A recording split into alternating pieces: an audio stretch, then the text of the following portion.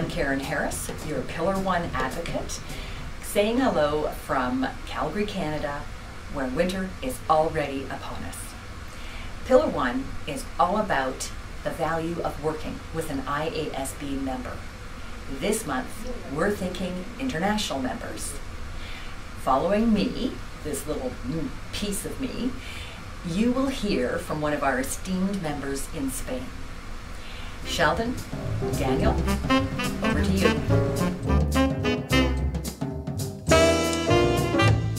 Welcome to IASB's Telling the Story.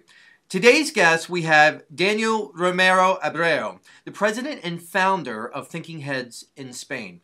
Daniel, thank you so much for being a part of this. Thank you. It's a pleasure. Daniel, tell me about how you started your company, Thinking Heads. Yeah, I started my company at the year 2003 while finishing my business administration and law degree.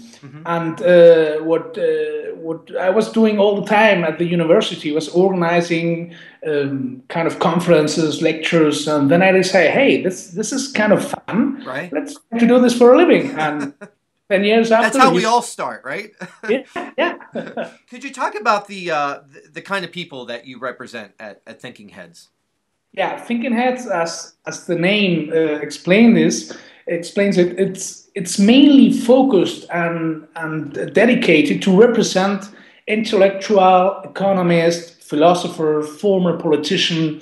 We don't represent kind of this TV, right, movie stars or celebrities. We are much more focused on this kind of thinkers, people who are scientific people. This is Thinking Heads. Right. It's easy to explain. Did that happen by accident, or was that something that you really set out to do, to focus on those kind of? I think in my case, you people in the US, you're great selling stuff generally in the market. Yeah, really great. Right. That's true, correct.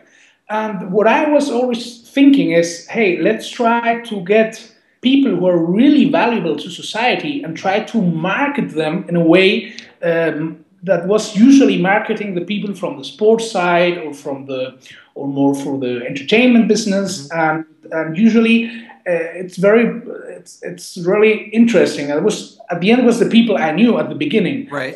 Thinking Heads people. So that's what I started. Let's say, hey, let's try to apply to most of the people I know.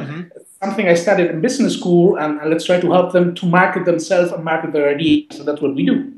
And is your market just in Spain, or it actually kind of stretches outside of Spain? No, yeah, we are mostly like a exclusive management company, more than speaker bureau. Okay, so our market is usually based. We're focused. We have most of our clients are Spanish-speaking speakers. So we work a lot in Spain and South America, but we have customers all over the world. But our main, I would say, main business is based in Spain and South America, Spanish-speaking countries. Right. Do you think there's a difference of how business is done in Europe compared to places like North America? Yeah, Sheldon, that's interesting, and let me put together some ideas and get back. You remember Franz Entrepreneurs? I'm going to try to say it in English. Hope you understand. He's divided societies according to rules and to people. The attitude societies have to people or to rules, they define there are universalist societies and personalist societies. Universalist societies are people like in the US, like in the UK, and Northern Europe, where the rules are pretty important, right? And it can come even before the people.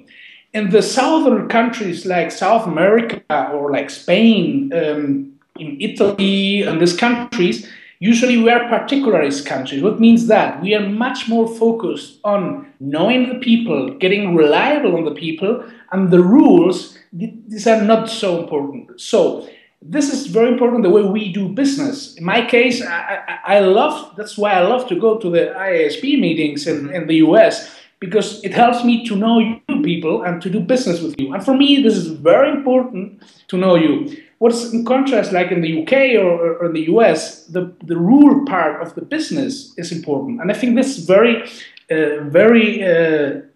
it explains itself how we do business, even inside Europe and probably like part from Europe with part from the US or South America. I don't know what's too complicated, but I think it's not philosophy at all. So are there specific things we should know about working with companies like yours and clients in Europe? Yeah, I think this as just grounded. I think this is very important. When you try to do business, you as a US company do business with someone in Southern Europe or South America where we operate, not Mexico not much, but when you go down from Mexico, you should try, in order to get successful business done, you try to get bond with the people you're interacting with. And then the contractual part, the rule part, it's going to come out very easy. And it's much important. If you have a problem, if you know these people, it will be very easy to get a solution. Okay, and I would not try to focus very much on the contractual part.